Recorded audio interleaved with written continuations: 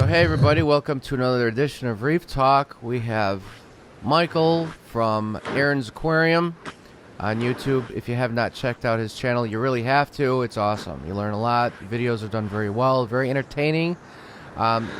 Check out in the description below for a link to his channel. Also, of course, Scott with Mile High Reefers. If you haven't checked out Scott's channel, you're really not missing that much. No, just kidding. Scott's channel is awesome, and you learn a lot as well. He's got an awesome 210-gallon reef aquarium, tons of corals, tons of rocks. Awesome channel. Check him out. Of course, link to his channel below, Mile High Reefers, and I'm Steve with Rod or Tube Reef. My channel's all right. So today, what are we going to be talking about? Aaron, what are we going to be talking about?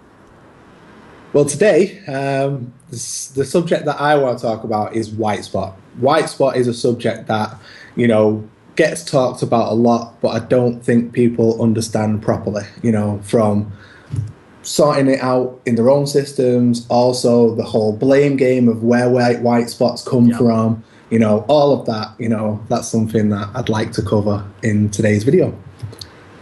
Great. We'll cut there. All right, so I'll ask the question. So we're back. All right, Michael, so for all the beginners out there, what's white spot? What is that? Well, white spot, way I tend to do things on my channel is I tend to do things in the most basic way possible. I tend to try and explain things as basic as possible, because when you start going into Latin names, when you start going into all that, I know for me personally, if I'm watching videos, I'll just sort of I'll get lost, and then you'll just be sort of yes. Crypticarian starts to lose you. Yeah, exactly. So for me, white spot is basically a parasite. It's a parasite that feeds on a fish to survive, to grow, and then once it's fed, it drops off, it lands in your substrate, it goes on your rockwork, wherever it can. It then reproduces, and one white spot parasite can actually reproduce into up to 200 white spot parasites. So that's a scary thought. So when you see these one spots on a fish, and then next time round it could be 200. So basically what it does is it feeds on the fish, drops off, incubates, and then swims up into the water. And when it's in the water column, it's sort of it's looking for a fish. It's got 24 hours to find one, and if it doesn't, it's going to die. So as a fish swims past, it's boom, it's on the fish, and then the cycle, it starts to feed again, and around we go. First time round, it's 1. Second time round, it's 200. Third time round, it's God. I don't even know after that, but you know what I mean. So it's a bad thing, because obviously it can really wear down your fish. It can really harm your fish, and then eventually kill your fish. And if you catch it at the wrong time, especially being in the reef hobby, coming from a tropical side over to a reef side, you see how much we spend, and for you to lose that to a parasite, it's a lot of money to lose. Absolutely. So have you had white spots in your big tank that you just tore down? Oh yeah.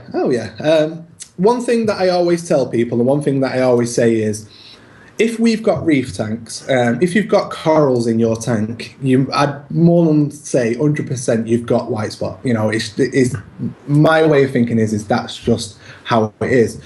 The reason why you don't see it, the reason why you don't, notice it, is because your fish are happy, they're healthy. And the way I explain white spot to people is this. When your fish is happy and healthy, it's like us wearing a big, massive coat. We've got a big duffel coat on, and we're protected, but we're stood out in a mosquito-ridden area. But because we've got this coat on, mosquitoes can't get us. They can't get us because they can't get through the coat. And that's the fish when they're happy.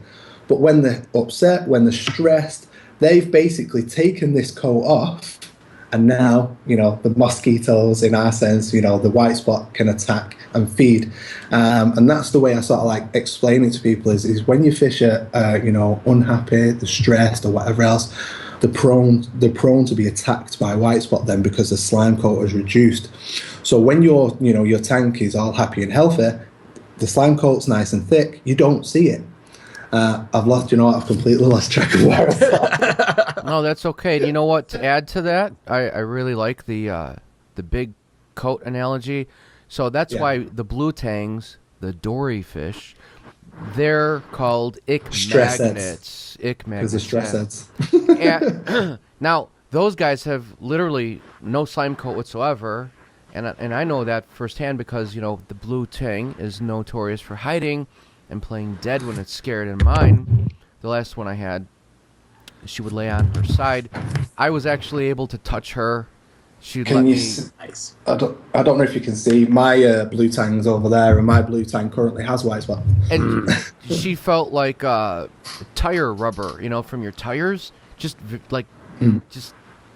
not slick at all. So you got white spot, they're getting it, Yeah. So that's a very good analogy. And part 2 of that would be do what you can, and we'll talk about this. And I'm sure Aaron was going to go into that. Aaron's aquariums. Michael was going to go into that about doing what you can to keep white spot or ick out of your tank. So I think you are right that if you were to go around and do a statistical analysis of every reef tank out there, that probably the majority of them actually do have some level of ick parasite in them. Yeah. Now, we kind of talked a little on the last show with the dry rock as to trying to prevent that in the first place. Yeah. And to me, that's like the best place to start is prevention, is keeping it from getting in your tank to begin with, because it is possible to keep it out of your tank. Oh yeah. Well, the thing is with it is, like I said on the dry rock side, is when it comes to setting up a tank and things like that, it's all about trying to be in as much control as possible. So when it comes to the white spot situation, if you quarantine your fish, if you quarantine your corals, if you set up your tank in a way where everything's dry and everything's sterile, you're at a very, very good chance to not have white spot, because you've done all the precautions that you need to make sure that your display is tip top. But like I said last time, I know myself, I don't do it, and I'm guessing a large proportion of people out there don't do it, and I don't quarantine corals. I know lots of people go out of the way to quarantine fish. They'll get copper treated tanks, they'll run hyposalinity, they'll do all of these things to make sure that fish doesn't bring white spot into the system, but then not consider the corals. And the reason why people tend to do this is because of the weight. You've got to stick those corals into a separate system for like 10, 12 weeks. Right. For the potential for that white spot to potentially die off. And then if you do that, you've got this system set up with your corals in. But then when you buy a new coral, and you say if you're on week 11 and you've only got one more week until that all them corals are okay to go into tank, you buy a new coral, put that in, the clock's just reset. You've got to wait. All of those have got to go in for another 12 weeks again. I also find corals to be much more sensitive to fish. That's part of why I haven't gone crazy and got a quarantine tank for corals yet. It's the corals just... Really, I want them to get them into the place that they're going to be as soon as possible so that we can get the stress level down on the coral and get it used to its new environment. 6 weeks in a quarantine or 12 weeks in a quarantine environment seems really hard to do with corals. It is as well because, like I said, with me, I only ever tend to run one tank at any one time because simple fact is this tank here is running really, really well. That tank over there isn't running the best because I'm putting all my attention into this. Yeah. So that one's being neglected. I've not got the mindset to be able to look after two properly. And that goes to the sort of like the coral quarantine tank. With a coral quarantine tank, it needs a lot of attention because obviously you've got to make sure that your alkalinity is maintained, your calcium is maintained, your magnesium maintained, and all of the other stuff as well, like your strontium and all of the other things. And that's just quarantine. And then also as well, you're doing that with your main system. It's a lot of work and it's a lot of cost as well. So and then what happens if you tend to neglect it? Right, and then what happens if you decide to add to your cleanup crew, right? There's again, thing. Yeah, cleanup. Basically, anything with a surface area can potentially bring white spot into your system. Rock, corals, fish, equipment. If you've got equipment out of somebody else's tank and not washed it, you could potentially do that. Nets, old water, etc., etc. The list goes on. Well, and even when you go to the reef store, right, and you get that coral, there's going to be water on that coral, right? Unless you've done a great job rinsing it before you put it in the new tank. That's what we're talking about. And you know what what I'll do once in a while. Actually, before we started the show, I did it just for the heck of it. There's no ick in the tank. There's no signs of it. Probably shouldn't have said that, but anyway, a way to kill the ick is you never use soap in your aquarium or on your equipment because that'll kill everything. So what I do is I've got like a 5-gallon Home Depot bucket or any big 5-gallon bucket. I just fill it with water outside. I let it sit outside. I put my nets in there because pure water will kill the ick. They can't live in pure water. It literally causes them to pop.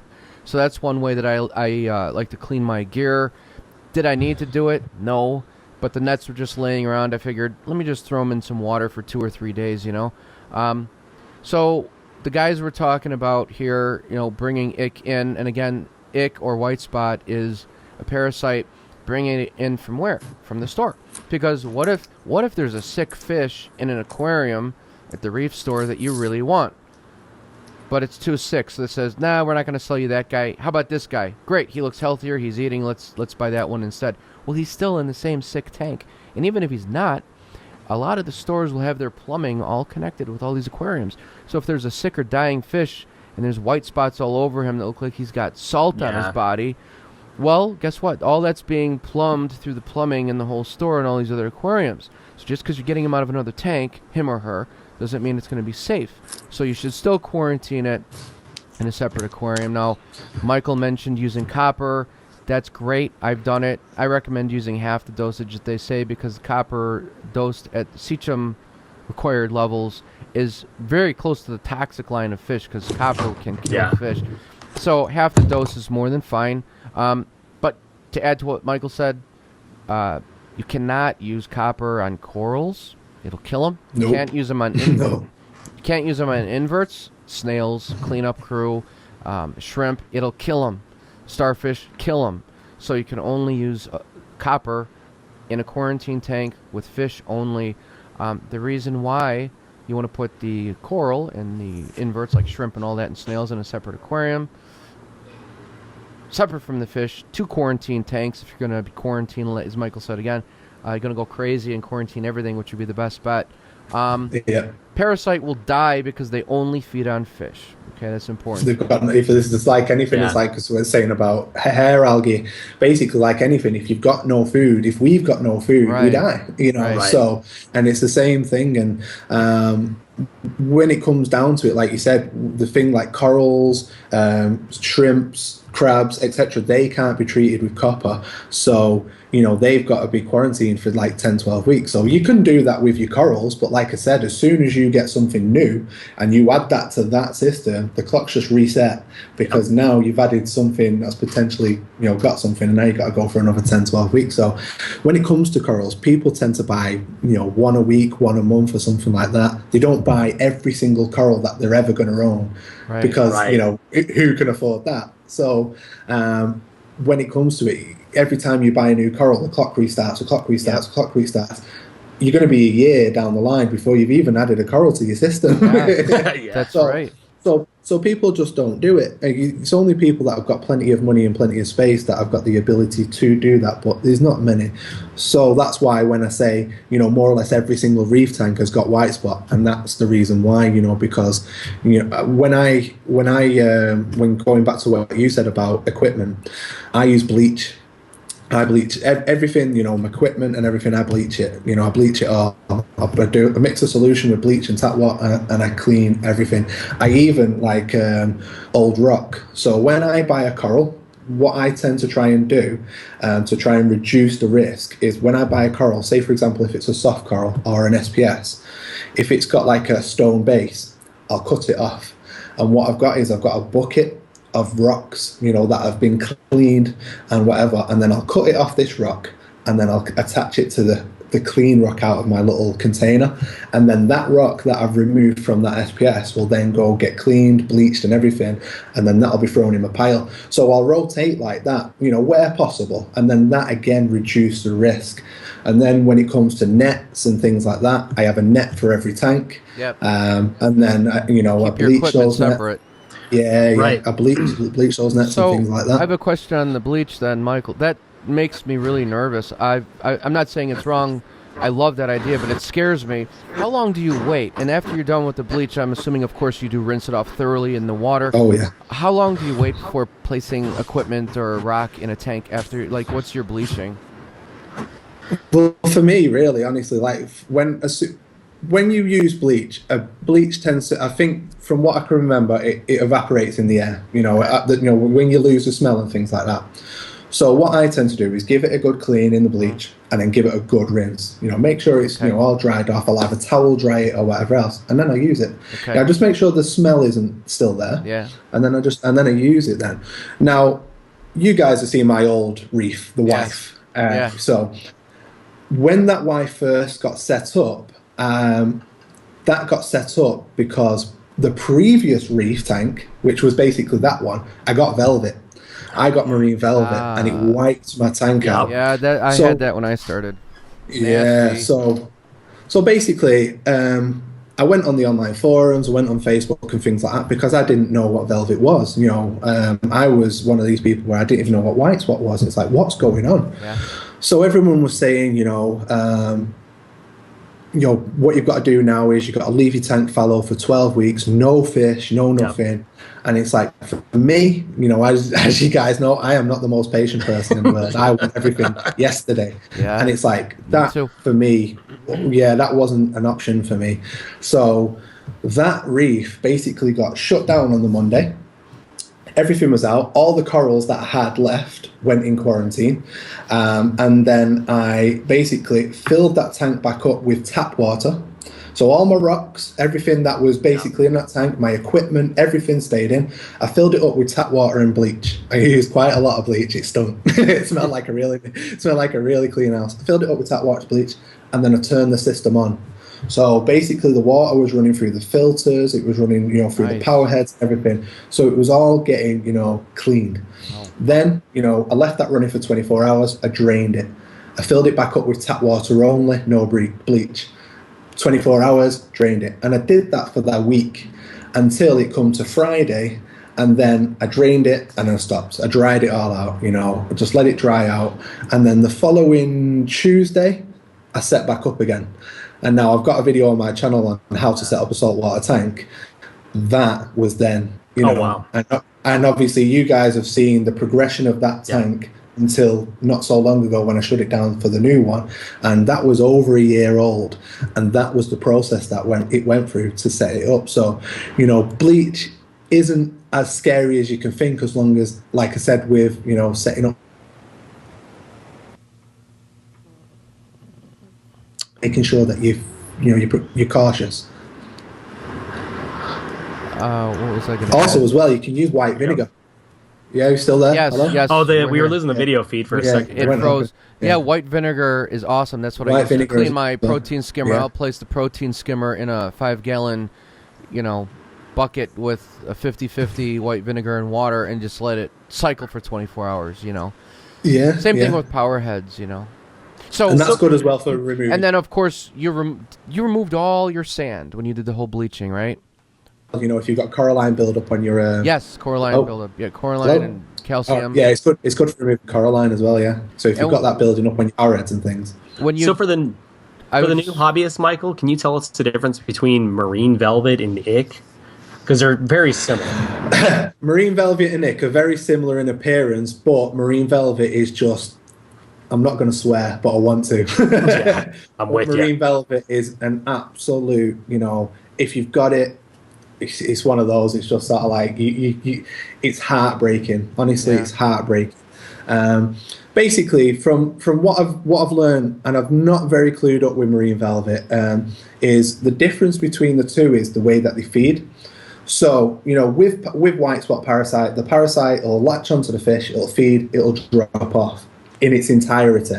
But with velvet, what it does, it attaches to the fish and it roots into the fish, and it leaves a bit of itself behind, and that is, you know, why it's such a killer and a fast killer. As soon as you see that you've got white velvet, it's too late. Yep. You know, if you see it on your fish, it's too late. It's game over, because within a couple of hours they're going to be dead. And that is the difference between the two. Velvet is an absolute stone cold killer, and it's horrible, absolutely horrible. I had that in my tank. That's the first thing I had. I didn't know what was going on. I had no idea, and I'd buy a fish and I would put it in, and I was not quarantining at all either, because I wasn't at the time when I started out. I'd buy another fish and I'd put it in. I'd be replacing these fish, going into some debt. I lost my original pair of clowns, which I loved. Bought another clown, I bought 3 clowns in 3 days. They all died. I couldn't figure out why. Yeah, that's it. And you know, for me, when I first saw that I had velvet, it was like, you know, same for me. I didn't know what was going on, but then the next thing, you know, I've got fish laying on the floor, and you know, I'm taking pictures. And Facebook is a brilliant thing. It can also be a bit of a hindrance, but you know, more than likely you're going to get a lot of help on Facebook, because you know, people have been through it and it's instant. It's not like YouTube where, you know, if I create a video, you know, you might leave a comment on the video and it might take me an hour, 2 hours, couple of days to reply to help. Whereas Facebook, you know, it's instant, it's done. And that's what I did. Took a couple of pictures, and people were saying, you know, it's white spot, it's velvet, etc. And then eventually it became apparent that it was velvet. But you know, by that point, it was gone, it was dead. So I tell you one thing that I've never had an issue with is chromis. Chromis never, like, I've had chromis in my last system, I've got chromis in this system over here that has got white spot, you know, the regal tang, or you call them hippo tangs or blue tangs. That's got white spot. It's, you know, it's thingy. I'm treating the tank at the moment, but never ever do I get signs with chromis. When the tank got wiped out for velvet, not a single issue for the chromis. Wow. I don't know if it's just the too fast and the parasite can't get to him. But one thing that I want to say about with the treatment is, when it comes to copper, I tend to avoid copper. I've never actually used copper because it's very touch and go with copper to treat, because there's a lot of fish that are just simply intolerant to copper. You know, certain wrasse won't tolerate it at all, even in low doses. And, you know, it's a bit of a dangerous game to go with. So what I tend to do, if possible, I'll run hyposalinity. So I'll drop the salinity down to 1.011 specific gravity. And that's obviously in a fish-only system, because corals won't tolerate that. Or if you've got a system like this behind me that, you know, you've got no way of being able to do anything like that, I'll use like, have you ever heard of Polyp Lab Medic? I've heard of it, yeah. Yeah, so I've got some here, because that's actually what I'm treating over there with. So a couple of days ago, actually a couple of weeks ago now, the regal tang I thought it had velvet. It had that many white spots, and it was covered. It basically looked like I took it out, rolled it in sugar. That's what it looked like. Today, you know, there's 1 or 2 spots. You know, there's still a remnant of a thingy, but what's happening is, every time what this does is it kills white spot in its free swimming stage. So it won't kill the white spot when it's attached to the fish. It won't kill it when it's in its incubation stage, in your substrate, in your rockwork. It gets it when it swims up. And it's, you know, and it's swimming around, and every single time that they swim up now, that's in the system. So boom, you know, they're dead. So slowly but surely the numbers are reducing. That's good, because you break the cycle, and that's important. Yeah. And how's that medication work? I see a lot of these alternative medications, but I never really see scientific reasoning on why it works. Yeah, well, for me, again, you know, it's just, I just use it because I've been told it works.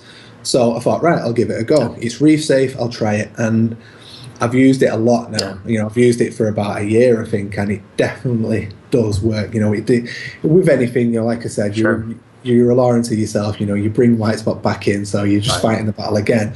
But this system that I'm running over here at the moment, you know, with using this, the white spot levels are reduced. They're reducing every week. Every week that goes by. One thing that people tend to struggle with and tend to think that these type of things don't work is because they don't understand how they work. So, like I said, this only kills the parasite in its free swimming stage. So that's a 24-hour period. So what people tend to do is when they see the spots dotted on the fish, they'll go, oh, I've got a white spot, I need to do something quick. And they'll go and get this, and they'll start dosing. The white spot parasites will drop off. Some of those white spot parasites will be killed on the way down to the substrate, but not a lot. And then they'll look at the fish and go, oh, it's worked. There's no dots on the fish anymore, it's worked. And they'll stop the dose. Right. Then what will happen is the parasite will swim back up. Yep. It'll be having a look around for the fish again. There's not enough medication in the tank to be able to kill it. Back on the fish, people said, oh, it's crap this, it doesn't work. Right. But, it's just because, you've only got that 24-hour period of when it's in its free swimming stage to be able to swim, so you've got to keep dosing and dosing and dosing. So every time it swims up, it goes for it. And there's one thing you got to remember as well, is it doesn't rotate. It's not like here, here, here. You may have some still incubating in your substrate while some are attached to the fish. So it's sort of like, you're always probably going to have some in the water column, you're always going to have some in things, so you've got to keep going, you've got to keep medicating to make sure that all of those cycles, all of those transitions get killed. That's a really good point, because they will, when Michael said substrate, he's talking about the sand. They will actually encrust themselves in a shell, like an egg, if you will, and incubate. It could take up to 28 days before they break out of there. A couple hundred of them, they multiply in that egg, if you will, and then they swim up to find another fish. So, as he said, if you stop dosing and then you say, that fish looks great. 2 weeks later, it looks great. 3 weeks later, man, this stuff, it works great. And then the 4th, 5th week, they break out of that substrate in the shell, and then they're on the fish again. You're going to think that the product is garbage. So you have to keep doing it. So you can use that product, which is great. Or what I've done, you remove all the fish, every single fish, and put them in a separate aquarium, removing the food source from the parasite. The parasite will starve. You got to do that for 6 weeks minimum. Treat your fish in the quarantine tank, and after that time, 6 to 8 weeks. I've done it for 6 weeks. It works great. When I did this a while ago, when I first started, and it works, and it's fine. Now, the next thing, well, only one of my fish has it, so I'll just take that one fish out. And the guys laugh because they know why. Well, you still have to treat your tank with what Michael just said. You don't just take that fish out and think, well, I took care of that. You got to still treat the tank with the product that Michael said if you want to try that. Or you have to remove all the fish, and it's a pain in the you-know-what. But guess what? You got to do it. You got to remove all the rock if you can't catch your fish. Get them all out. If you just leave one fish behind, could you say, man, I can't catch that guy. He's too fast. I can't get him. Well, it doesn't. You will not, as Michael said again, the clock will start. That 6-week clock will start from the time that fish dies. Because as long as that guy's in there, it's a food source for the parasite. So keep that in mind. Also, you know what I did too? When I learned what this was a long time ago, when I was starting in the hobby, a long time ago. It's only been 2 years. 2 years. It feels like a long time, though. It does, man. Especially looking at my wallet and what's not in it. Honestly, you want to see my wallet after this new system. I know. God. How much damn money could we have? Giant hole in it. I know.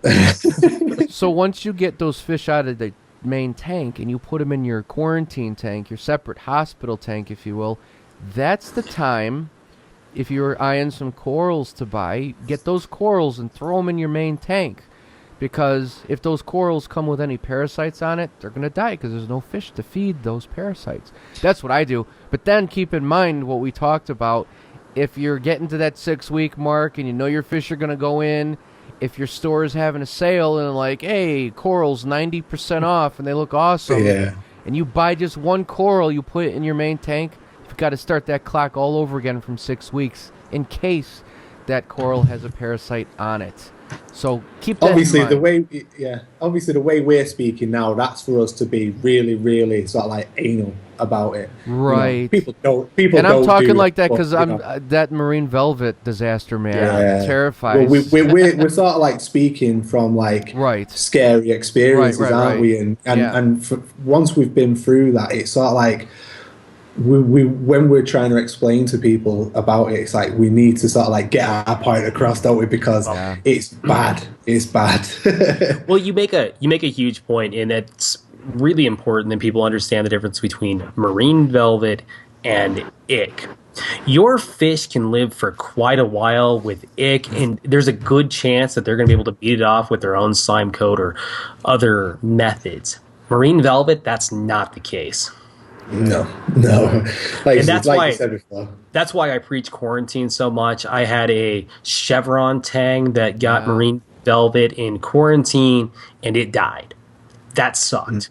But if that would have gone in my main display, 100 times worse. Yeah. Well, what I do is, because I don't run quarantine, I openly admit that I don't run quarantine. But what I do is the fish shop that I use, their system runs at hyposalinity. They run it at hyposalinity basically when they're due a new shipment in. They drop the tanks down to hypo. Now, at the moment, they're getting new shipments more or less all the time, so they're more or less at hypo all the time. And they also run copper in the system.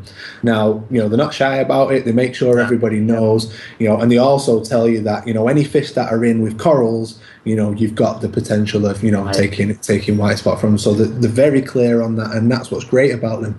So what I do is they'll start like say, right, we've got a shipment due in. Brilliant. I'll get down there first, pick my fish, and I'll say I want that, and that. I've done that right now. There's fish in their shop at the moment waiting for me for my new system. Right. And basically, they're quarantining the fish for me.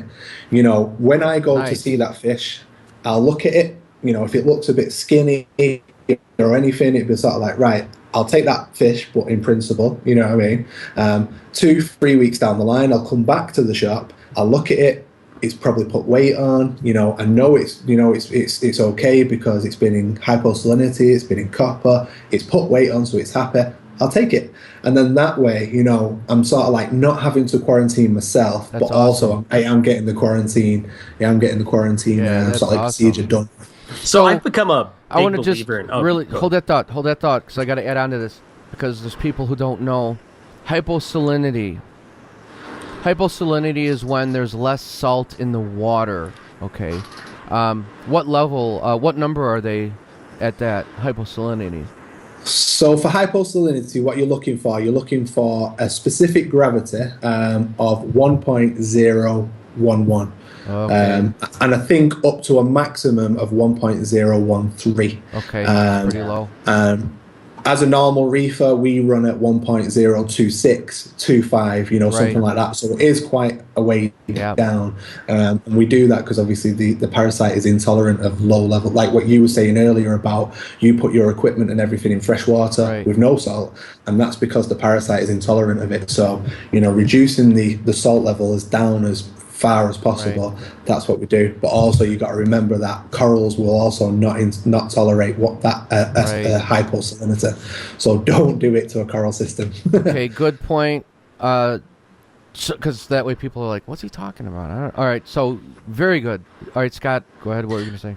So I'm a big believer in copper if you have a fish that has ick. I've recently bought a powdered blue tang from somebody who's had it for several months now. They were using some of the alternative methods and it wasn't working. I don't know which alternative method they were using on it, but it didn't work. So I bought the fish, put it in quarantine, put it in copper. I gave it the full dose of, and I built up over time to get there, but I gave it the full dose of cupramine, and the white spots are gone. So this is a fish that's dealt with it for 3 months. And now within they were gone in less than a week. And with the copper, they're not going to come back. I can start to lower the copper levels until there's none at all in there. And that fish is free from ick until for some reason it gets reintroduced from the parasite. So I really have the ability now to get this fish back up to optimum health. And as you guys know, powdered blues are beautiful fish. Yeah. Now, like Michael was making the point of before, you can't do this for every fish. Certain wrasses, angels, certain butterflies are really a problem with the copper. But for a fish like I got, where I know it has ick, copper, and I have the ability to put it in a quarantine with copper, that is an ideal way to get rid of it. Yeah, definitely. Like I said, I tend to just talk about my methods of doing things, and like I said, I don't use copper, but so because I don't use it, I can't really talk about it, because obviously I only tend to talk about things that I've experienced, because otherwise, it's me talking nonsense. But when your stance there of the copper, it's proven to work. Copper is a proven, tried, tested way of doing it, and you can do it. It's just something that I don't do personally, but I'm not saying don't do it. Just be careful and understand which fish can and can't deal with it. But yeah, like I said, it's a lot better way of doing things, because it does kill the white spot parasite a lot faster, and things like that. But I just, it's just that I think for me with copper, it's fear of the unknown, because I've never done it. Right. That's the situation for me. Well, if you do it, like I said, make sure you dose 50% of what they recommend. It is more than enough, because if you dose what they recommend, it's right there at the toxic level of fish. Right. Also, even though it's hard to read, you got to have a copper test kit. They're very difficult to read, but you know what? To be honest, I don't test copper every day when I was using the copramine copper, because I was at the 50% level. It was always fine, but you should test. I would say at the very least test it after you dose. Right. So once you dose that copper, then test it. It's not going to really change until you do a water change or add more or do something like that. But really know where you're at after you put the copper in. That's the most important part with using copper. Exactly. Yeah. I wish I had a store like what Michael has, where they do the lower salinity and they do the mild copper. I would feel we were talking about this, Scott, when we were talking about stores that sell fish. Yeah. That would be outstanding. It would be so amazing. Great. Not only are you saving a lot of time, but you're saving a lot of salt. You're doing constant water changes in the quarantine tank, which you have to do every other day, because you don't have any rocks or sand with bacteria on it to kill the ammonia, which ammonia will kill your fish. It's toxic. So that's awesome that you've got a place like that. And that's the place that we saw. I'll have the to koi look it up. tank. With that awesome store. It's a recent video that you had, I think, last week. Yeah. Marine 23, it's called. That place. Yeah, awesome. I've done a couple of videos there, because it is a really, really good shop. Hey, you know what? Do they ship out, or do they ship or no? Not to Chicago. To be honest, it's something. Yeah, probably right. Not to Chicago. I've been banging on at them for a while now to start doing things online, because they are just a sort of like a through the door type of shop. And it's like, I was talking to Scott just before we came live. I was talking about how a lot of fish shops are not willing to take that next step. And it goes to sort of like the same of the hobby, where a lot of people are still in the starting blocks of the hobby, still in the live rock, live sand, and they're not willing to to look a bit further on and things like that. And a lot of shops are in that situation. But Marine 23, they are very they're very upfront with everything, they're very clear with everything, but they haven't quite stepped onto the online side yet, so you can't have anything from them, unfortunately. It's unfortunate. Well, I guess I have to fly out there then. Yeah, that's what I mean. Come down one day. I'll take you on. I'll make you a brew. That would be great. Well, that's great. You got that place. I mean, I've got a couple good ones, but nothing like that, really.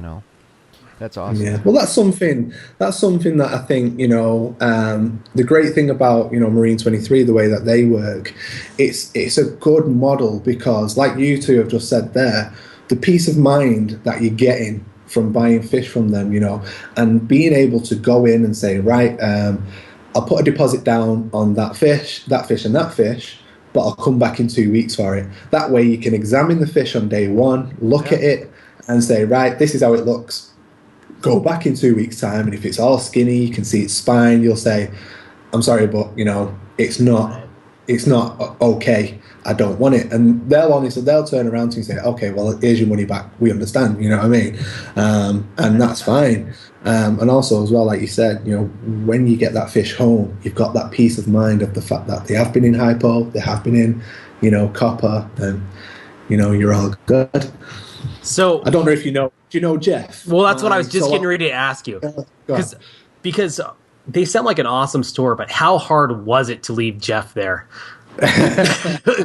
Well, like I said, everybody that watches my channel knows my relationship with Jeff is like a dog. How you treat a dog is how I am with him. It's if I lost that fish, honestly, I would be gutted. I really would.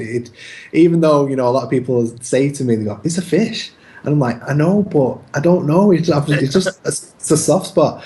So when I took him, obviously I had a tank here, but that is what my sump is for the new tank. So sooner or later he had to come out of that so I could turn it into a sump. And it was getting to that point, so I had to make a decision. He definitely couldn't go in there. No. He couldn't go in there because the Regal's in there, and basically the Regal is his punching bag. It sounds bad, and the reason why I've still got the Regal tank is because he's an aggressive fish. He is an aggressive fish, and he will pick on other fish.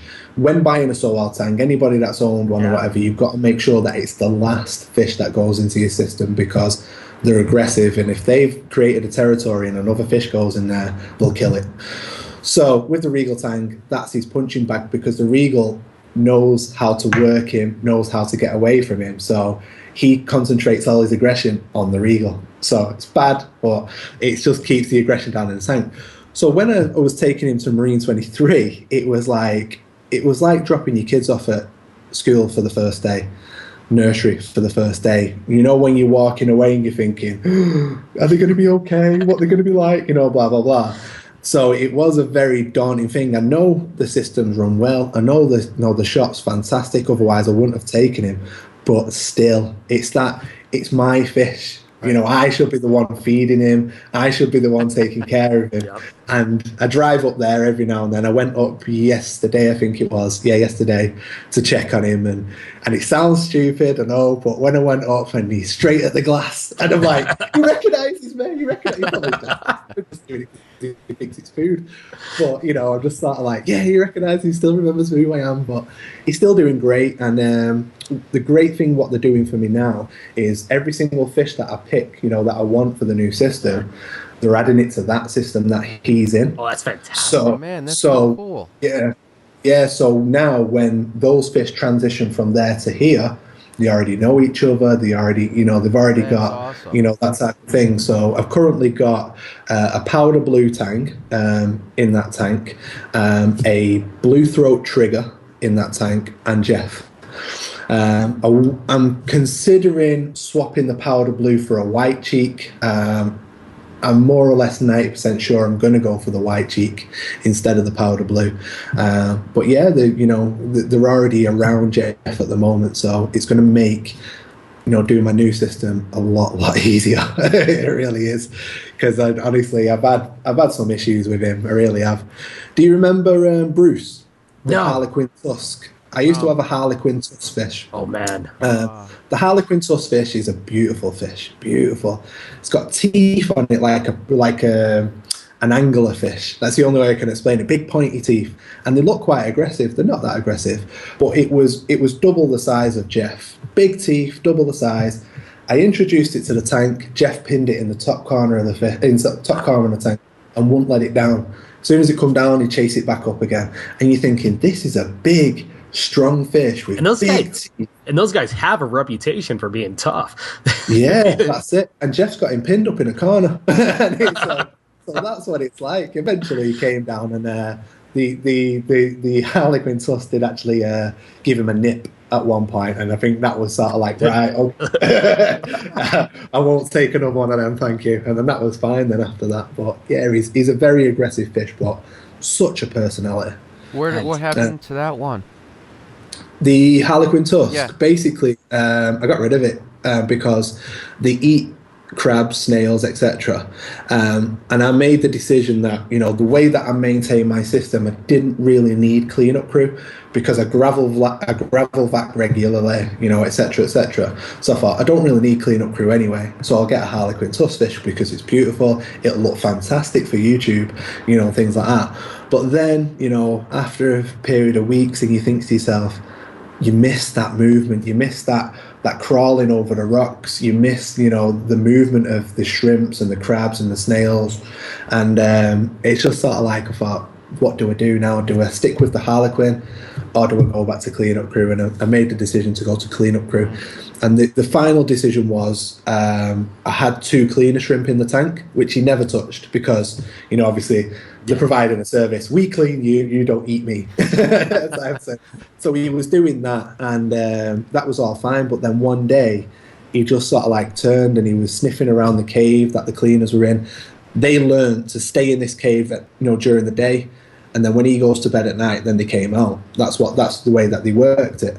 But he started sniffing around the cave one day, and I saw him take a lunge for one, and I thought, no. You know, I don't want it, because cleaner shrimp for me are a necessity. Yeah. Really.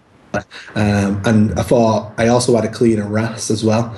And again, a cleaner wrasse for me, a necessity. And I thought, if he's going for them now, how long till he turns on the wrasse?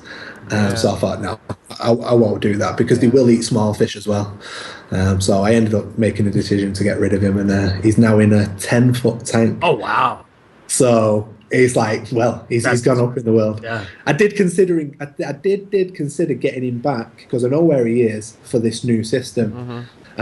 Because I was thinking, the way that I'm going to scape the tank, there's a potential for the rotation like the clean shrimp was doing. You know, the inverts stay in during the day, they come out and do the job at night, you know. But then the guy, I approached him, he didn't want to sell him. And I'm not getting another one. If I can't get Bruce, then, you know, there's no point. Right.